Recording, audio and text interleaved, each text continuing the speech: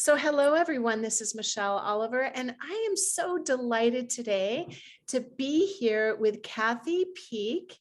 And we are going to talk a little bit. She has such an incredible history. I think you do, Kathy. Oh, well, So thank you. Kathy has had a number of accomplishments, which include building communities of women.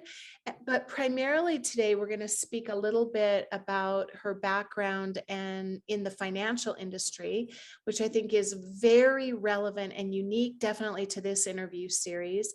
And as you know, the whole objective here is really to inspire, encourage, and inform women who may be considering taking the entrepreneurial leap, or maybe they're just considering taking a leap of any sort. Because as you know, in midlife, we've all been through trials, we've been through triumphs, and a lot of transition. And so there's so much opportunity. And the idea is just to provide a roadmap and some inspiration really to other women who are in transition. So I want to Absolutely. thank you for being here today. It's just an Oh, honor. it's my pleasure. Anytime I can assist somebody else getting through life in whatever state they're in, I think that that's one of the reasons why we go through some of the issues and the trials and the tribulations that we have in our life, is so that we can learn from them.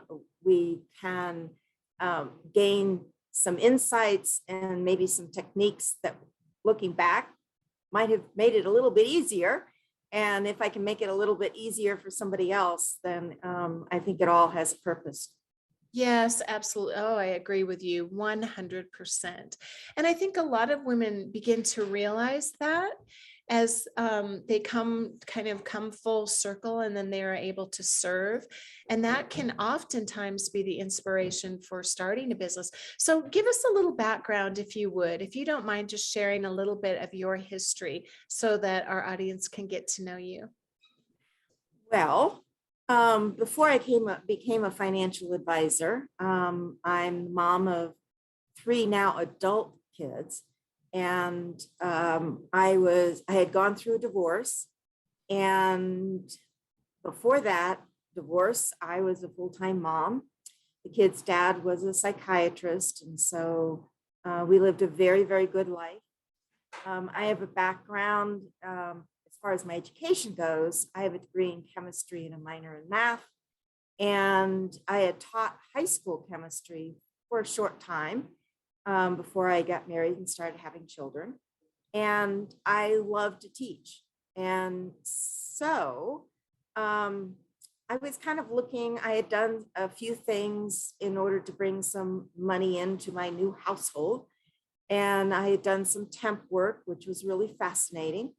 And so I was now looking for something that would give me some flexibility. That was one thing that I was definitely interested in, because I wanted to be able to go on those, field trips with the kids, or take a day off to, go to the movies if they had the day off, or, just do the things that I needed to do to be a really great mom in my viewpoint. So I was looking for something that would allow me to have my own schedule and to make a good income and would be interesting. So I say it was a God thing. I saw this little ad in the newspaper that sparked my interest, and I had no idea what it was about.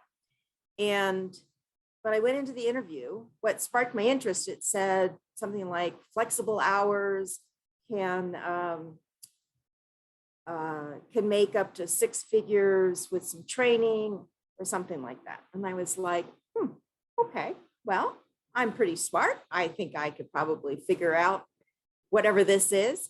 So I went in for the interview, and lo and behold, I found out that it was an area of life that I had no knowledge of. I didn't get the money memo as a kid. I don't know how many women get that, but the ones that do are very fortunate. That those of us that don't are kind of left wondering, what is all of that about? And it seems a little scary. So I jumped in with both feet.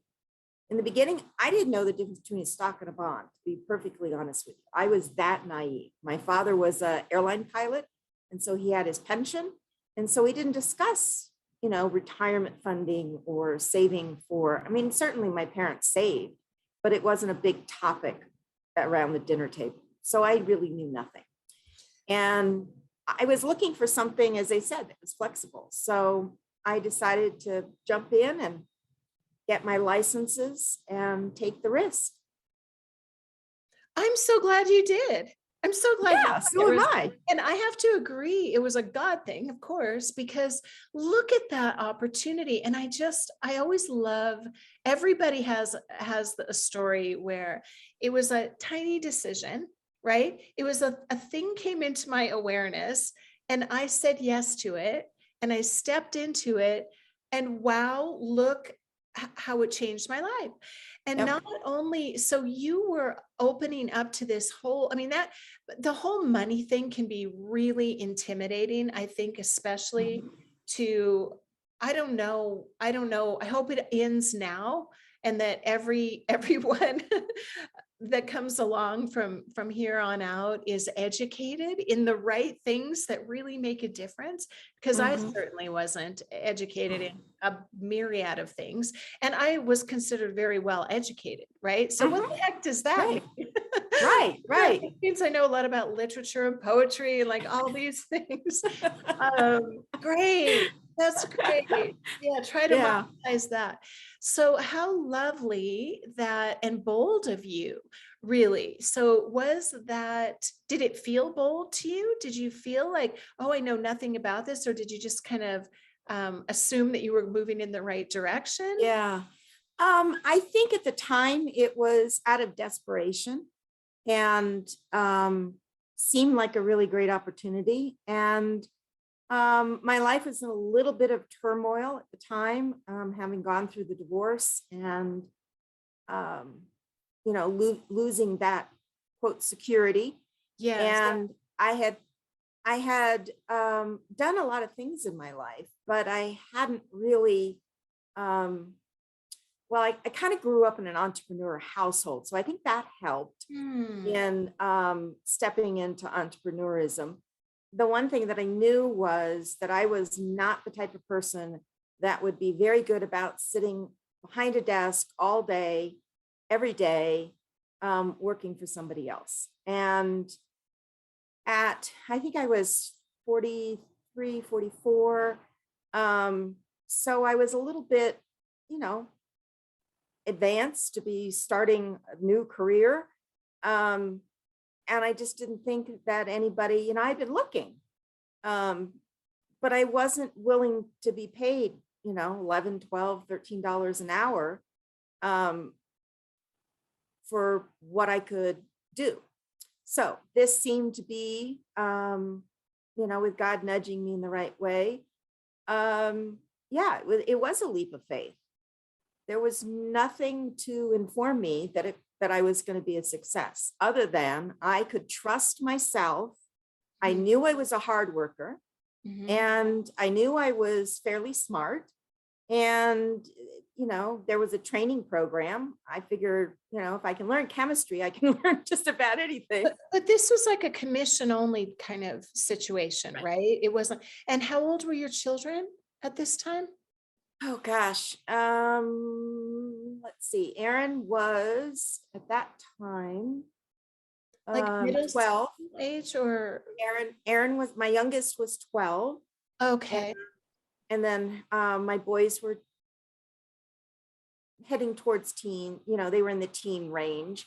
And like I said, I still had all three at home.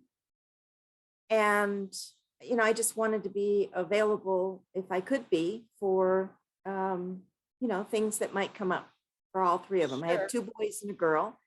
And Aaron, as I said, was my youngest. So I think, and this was, by the way, 20 years ago.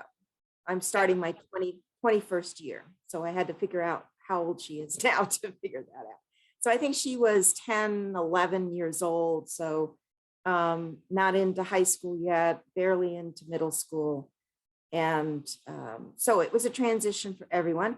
Luckily, their dad didn't live too far away, so I didn't have that issue of, transporting back and forth across town or anything like that. But I really wanted a career. I wanted something that I could be proud of. And I didn't know I'd be a success, but I figured I probably could figure it out. So how long did it take you to get to what would feel like success to you?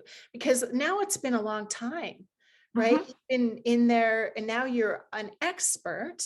I think it's mhm. funny too how at 43 we like our minds, it's all mindset, isn't it? Right. Like, we It get is. we're too old. I remember when when I was 30, I hit 30 and you think you're old at 30. You think like, oh, I'm too old to do that now. And then these women at 35. And now I think of 43 as so young.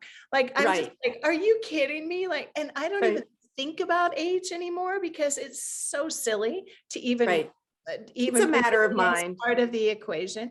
Yeah. Right. So okay, so how long did it take you to get to this point where you felt successful? Oh gosh. I look back and my memory has never been the best part of me. Um, Which is probably but a I good thing. It's very yes, helpful. it probably is. My Yeah. brother can remember details of things, and it's just never been my thing. But I was actually, thinking about this the other day. How did I survive during those days? It wasn't like I had a lot of money to begin with. I had been working a temp job. I had a little bit of savings, but not a ton. And it was a 2-week period of training to begin with. And then I had to sit for my licenses. And if you didn't succeed in getting the license, you couldn't take it again for 3 months. So I was like, Oh, wow. I got to get this Yeah. thing going. First time. The first time, right. So I sat for my Series 6 license and my Series 63, which are kind of the beginning.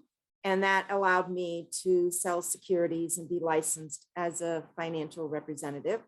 And then about 6, 7 years later or so, I got what's called a Series 65, which is kind of like a master's in financial services. It allows me to sell across different financial types, investment types, and I also have my insurance license. So I kind of,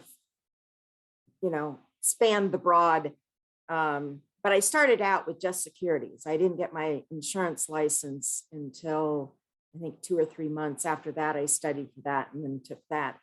But as far as making money, it really didn't take me very long. And I had a couple of things that I think were going for me. First of all, I had lived by the way, I'm from Tucson, or I'm not from Tucson, but I currently live in Tucson. I lived in Mhm. Tucson at that time.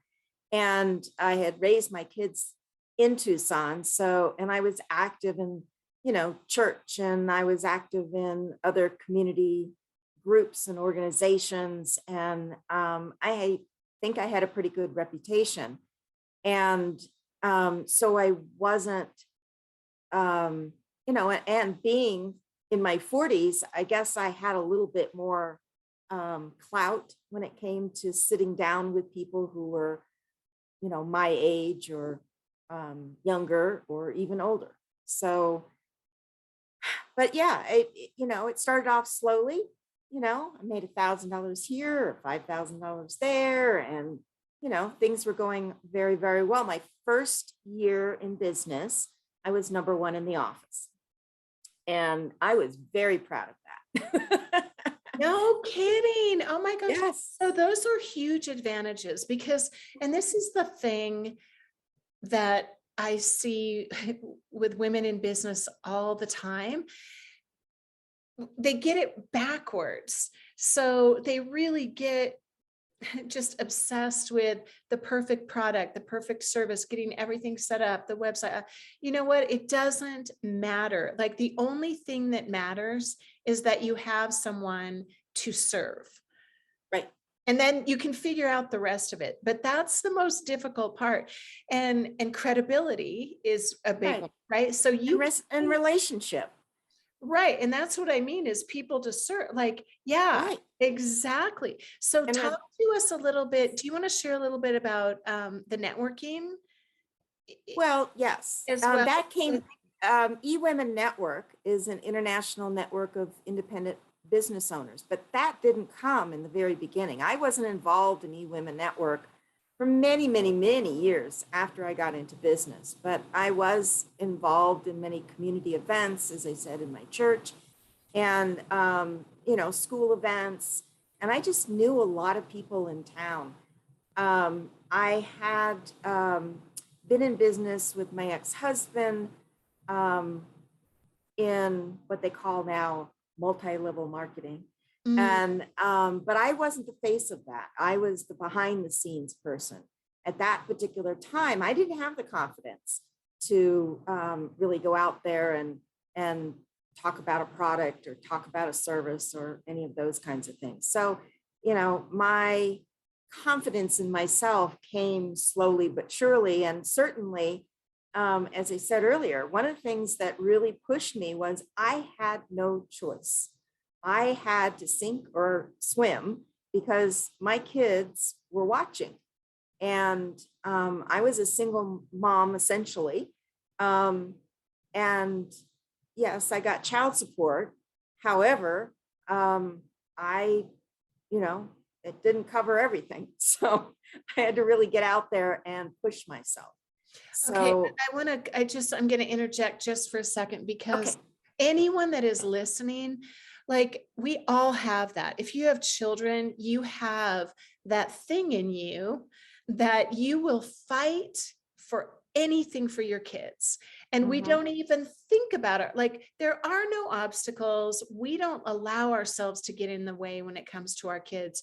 So frankly, I think that that is one of the best places to be if anyone is in that situation and you have your back against the wall and you're wondering what to do.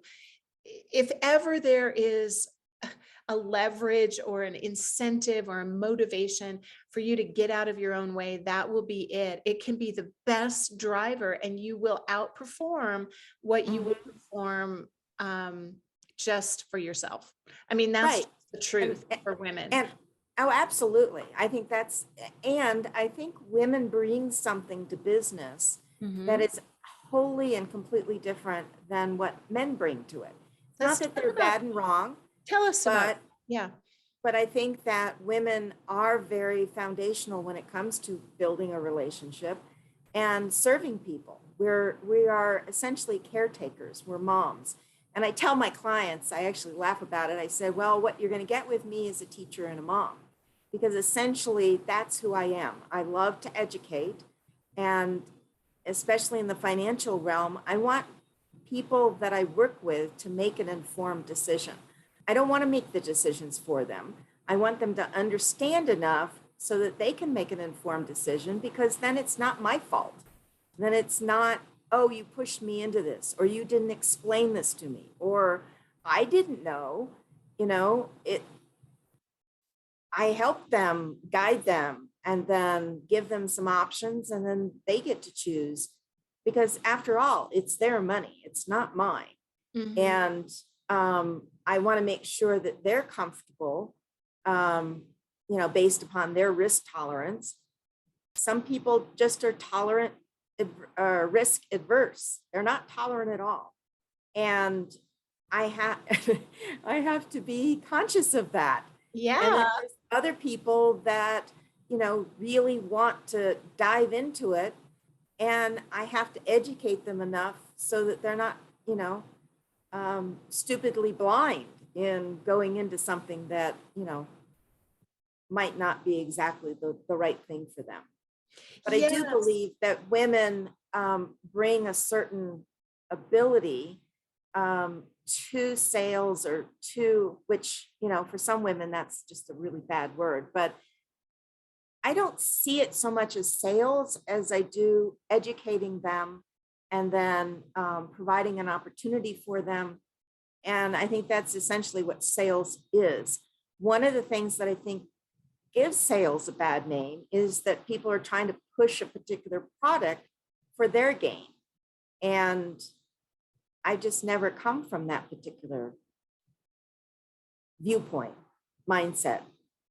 I love that you said that. I was about to say exactly what you just said. So any woman that is considering, when you go into a sales position, it essentially is your own business.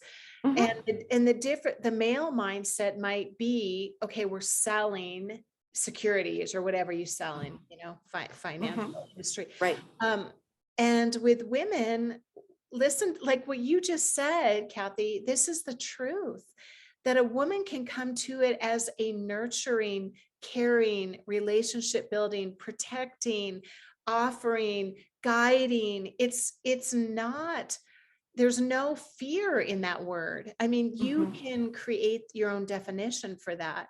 So, and I think that that is also what we bring as women to everything we do. It's mhm. not a hard sell. It's just like be more fully who you are Right. and serve. Mhm. And then that takes a lot of the intimidation and fear out of business, don't you think? Right.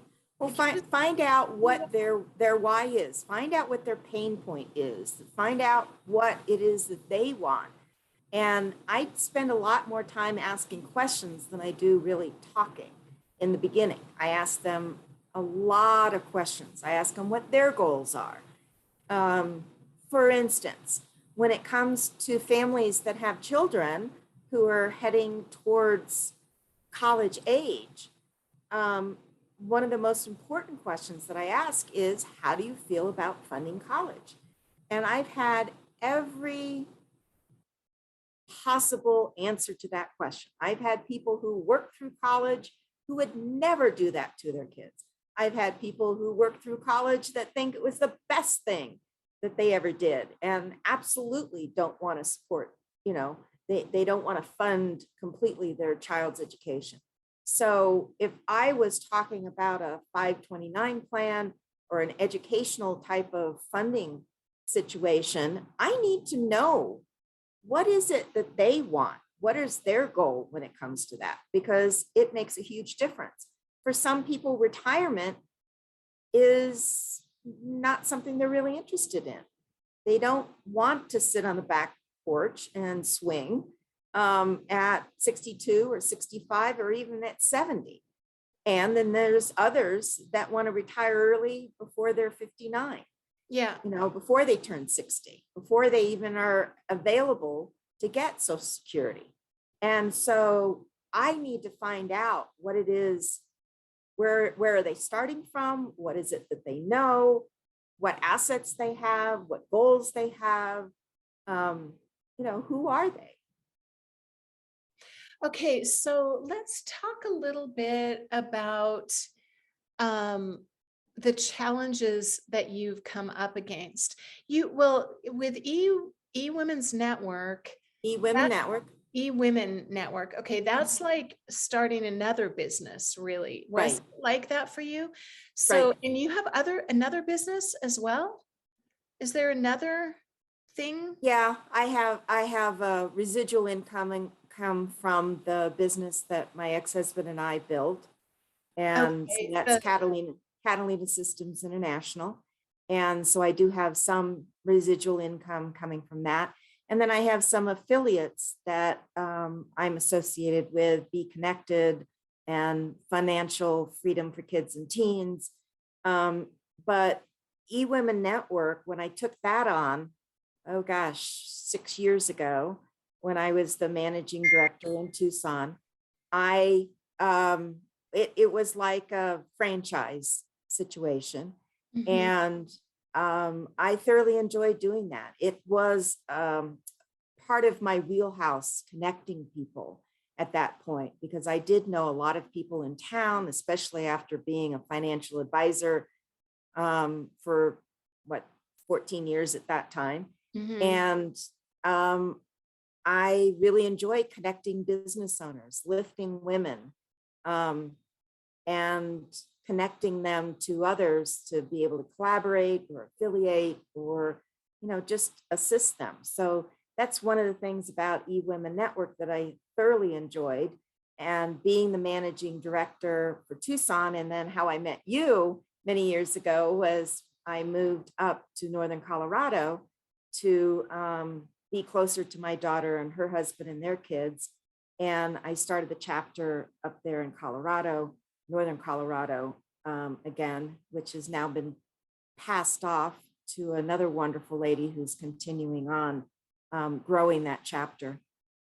Anyways, so that was kind of a sub business, another business. Yes, I made money from it, but it was also giving back to the community, I think, for Yeah, it me. sounds like everything you have done has been very relationship focused. So it's not, and you've just been slow and steady and consistent, and that just grows exponentially. Mhm. I mean, that's the best way to grow any kind of sales position, obviously, that turns Right. into a business. So it's a very different model than some of the other, like a brick and mortar or something like that. Yeah. So regarding, I had to start really, I think in any business, there's that first phase where you really have to, it's very intensive. You have to put a lot of time, energy, concentration, planning, focus, just a lot in the beginning to kind of get the ball rolling. And once you have that ball rolling and you're able to capitalize on some of those connections and some of the referrals and kind of having that pipeline filling up more and more, then you can begin to scale. And that actually was a thought of mine at one point in time, but then my mother came into the picture and I ended up taking care of her for the last 10 years of her life, 6 of which she lived with me. And she had Alzheimer's probably the last 4 or 5 years. And so I kind of scaled back my business a little bit in order to have that kind of flexibility. So I was kind of sandwiched between, my kids on one side and then my mom on the other. But I'm at a point now where even at 64, I'm looking at expanding and scaling and growing, because I really figure age is a matter of mind. What I do, I'm actually in better shape now than I was at 43, I think, and because I don't have those kinds of stresses that I had back then. And taking care of myself, I've become wiser and had more opportunities to meet other people. And, there's just a lot of things that are great about starting business as you're a little bit older. You've got different priorities. Hopefully the kids are, grown. And I've even known women in their 60s and 70s who have decided that, they just still have things to give, still have a purpose. They still have things that they want to share and give to others. And I think that we all have different personality styles, but I find that those women are the ones that are probably the most nurturing, really enjoy being with people, really enjoy serving. It doesn't mean that if you're a different personality type and you're much more, what I want to say, kind of a corporate mindset, that you can't own a business as well, because every business takes a different personality style to make it grow or to help it grow.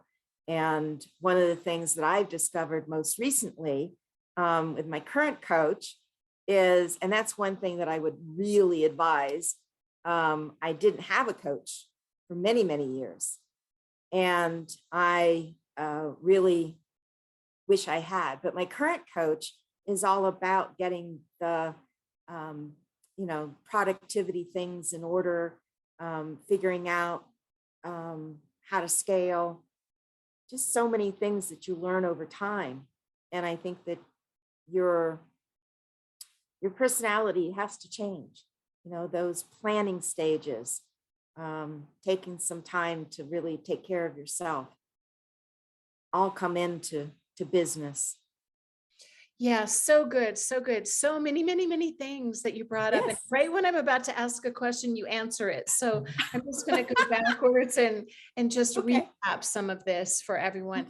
So I love what you're saying about it really is age is just in the mind. It's never ever too late unless you decide it's too late. As a matter of fact, I love that you said I'm in better shape than I was when I was 43 or whatever. Um, and we do have more time, and yet often we find ourselves in this sandwich. It is the sandwich generation, right? Mhm, But we're smarter, we're wiser, we are made for this time, and we mhm, know how to leverage what we have. So I was just about to interrupt and say, what about mentorship and coaching? What do you think about that? And then you said that was the thing I wish I would have done. And ladies, just do it. You don't have to do it alone. As a matter of fact, it's silly. It's just silly. And don't just spend hours and hours and hours trying to learn everything, because other mhm. people have already, it's like worth it to pay someone who already learned it, right? To help. Right, right. So what So this, go ahead. oh, I was going to say this sounds like an advertisement for eWomen Network, but one of the things that Sandra Yancey, the founder, found in her own building of the business so important was coaching. And so with the membership, you get 2 sessions with what's called a Premier Success Coach. And I think there's 20 of them, and there's in different topics and, different things, but you can choose 2 sessions to get some coaching to really launch you. So coaching is very important. And you mentioned mentorship. That's an entirely different thing. And I actually have a couple of mentors, a couple of women who over the years have taken me underneath their wings. And I've kind of asked them questions. They share their knowledge. And I think that now I'm in that place that I can mentor others. And that's why I was so excited to be able to be on this with you, is because if we can share our knowledge, if we can help people uh, just bypass some of those places where we fell and it was hard to get up, then I think that's a beautiful thing about life. And yeah, also think life is like a spiral. We keep going up and up and up. We may end up with some of the same issues. And I have, as I've grown my business, I'm like, oh, I've been here before. And, but you have a different take on it. And, over the years, I've had different coaches for different reasons. And I just think you have to find those that fit you. And one thing I would say about a coach is that you need to make sure that you check out people who have had that coach and have been successful with that coach. And don't jump at the first opportunity. Watch them and see how they coach, and what's the outcome of some of the people who are currently in their coaching program. Yes, and there are just so many resources available. So you mentioned eWomen Network, and then so as we kind of wrap this up a bit, if there's anything any particular story or something that you want to share, we definitely have time. But I would like to, well, I definitely want to have you come back on one of the panels to be Okay. with we're doing this every month with a number of different women, and there's an opportunity to train and teach. And I just think the money conversation is one that you could serve so much. Obviously, that's what you do. Sure. But this question comes up, and the lack of just awareness. And what I've noticed too is there's a lot of shame around it. Like women often think how a comment I hear a lot is, how did I wind up here? Right. How did I wind up here? Or they kind of wake up. I've been married for however many years, and then the kids grow up, and then somehow my husband leaves me, and I'm standing there, right? I mean, don't go. I'm not telling you to go into the Facebook groups and read it all, but you'll read the same story. It just blows my mind. It's the same story again and again and again. So the crazy thing is, it's almost like you did your time. I mean, with all due respect to marriage and children, which I Uh-huh. completely support. Right. But then there's no money. And Right. they're waking up going, okay, I'm 48 or 58 or 68. Or there was a woman the other day, how old? She was in her mid 60s. And there she was, like, okay, now what? Mm-hmm. Yeah, So and many of these women have not been in the workforce. yes. They've been working, and it is working, being a homemaker, and it's a lovely occupation, and it's a Yeah. lovely job. And they figured, I love the figure that they came up with. If you actually paid a stay-at-home mom, for what she did, she would be earning about $350,000 a year, because they handle so much. And and she's not paying into Social Security during that time. She's not earning a wage that she can invest in a Roth IRA. She probably doesn't even know what a Roth IRA is.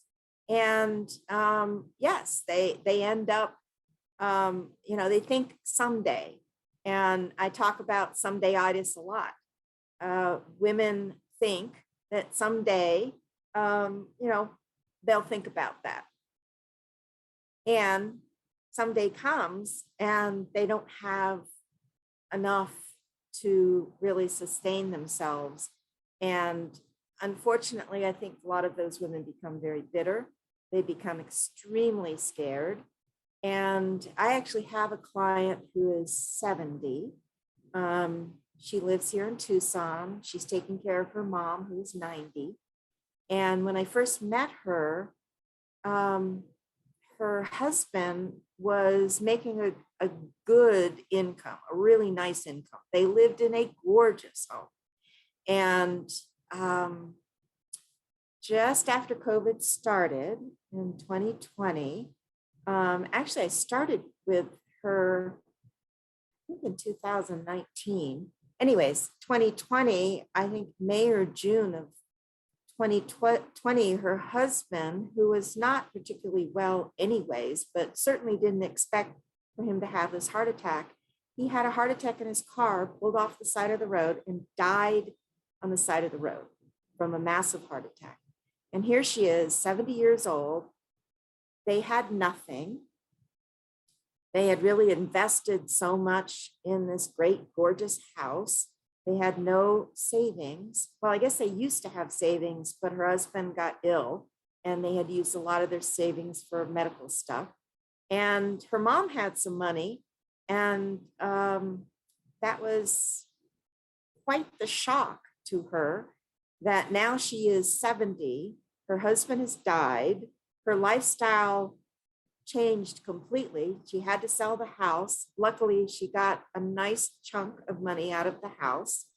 And we've been able to invest some of that, but the rest of it she has to live on. And this lady did not even realize that when her mom passed away, she didn't get to keep her mom's Social Security income.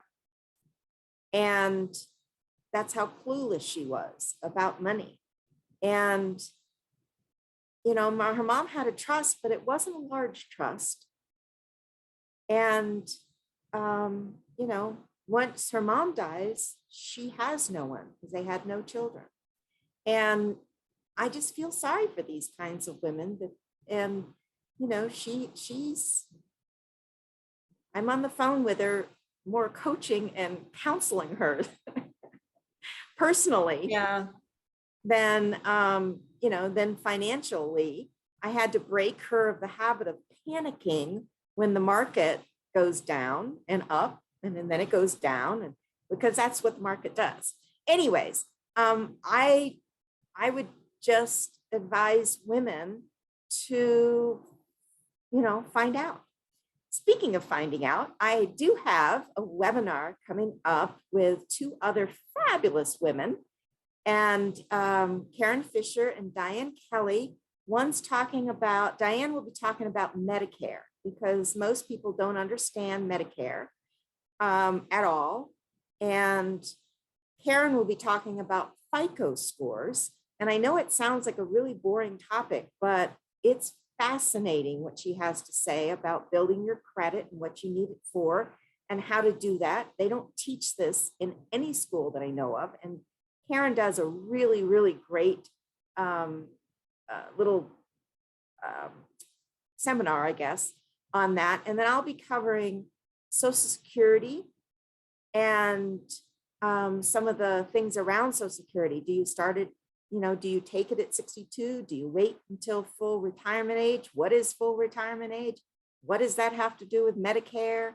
All of those kinds of things. And then I talk a little bit about retirement and retirement planning. So this will be May the 19th, and it's in person and online on May the 19th, Arizona time, which for Mountain Time, we're in Pacific time now. Arizona doesn't switch times. We switch time zones. We don't switch times. So we're in Pacific time.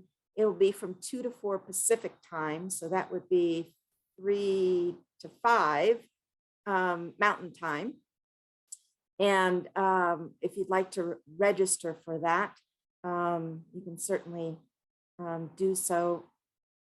You can go to on Facebook, the Peake Financial Group is my Facebook page, and that should be posted here pretty soon about that, and it's free. Kathy, I'll put it in the description of this video. Okay. And we'll have like a link or something in the email Okay. that goes out for everyone. That is great. I think that's really, really, really wonderful. And the thing that women also don't understand, I mean, I don't even know all the resources available, but there are places you can go, like I'm sure they can call you, go to the SBDC. There's all kinds of resources. Oh, yes. When you take that leap of starting a business, there is funding available. There Small are Business Administration. There's building your credit, building your business credit versus your personal credit. I mean, just because you're 60, 70, I don't care how old you are.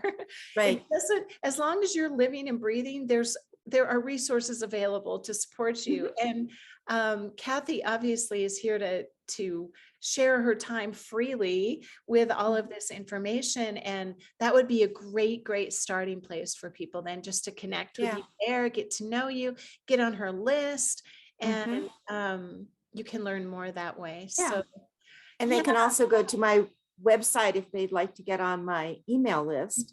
I have an email that goes out once a month, and my website is T as in Tom, P as in Paul, financial.net. And we'll put that too. I'll put that in the description, everything, because we want you connecting with these resources and these women to support you, and you can ask questions. And well, thank you so much for your time. And well, thank you. What you have done is quite remarkable. I know you have other things on the horizon, and so I'm going to look very much forward to having you on a panel and having you come in and teach and train on I'd love to. whatever aspect of finances, because there are Mhm. so many things. I would love to have you do that as Right. the year goes on. We'll have you back. But Well, I thank you. certainly want children. I want children to get the money memo Yeah, early as well. So yes. that's another passion of mine. But thank you so much, Michelle. This has just been wonderful. I love talking to other successful entrepreneurs and just lifting women and helping them find what it is their gift to the world. Yes. And I really, again, just thank you. I appreciate your time and your energy. And obviously, that's what you are about. And you are a tremendous resource. So I will look forward to seeing you again. And thank you, thank you, thank you. And Yes. we'll just talk again. Okay. Very good. Thank you so much. Take Bye care. bye.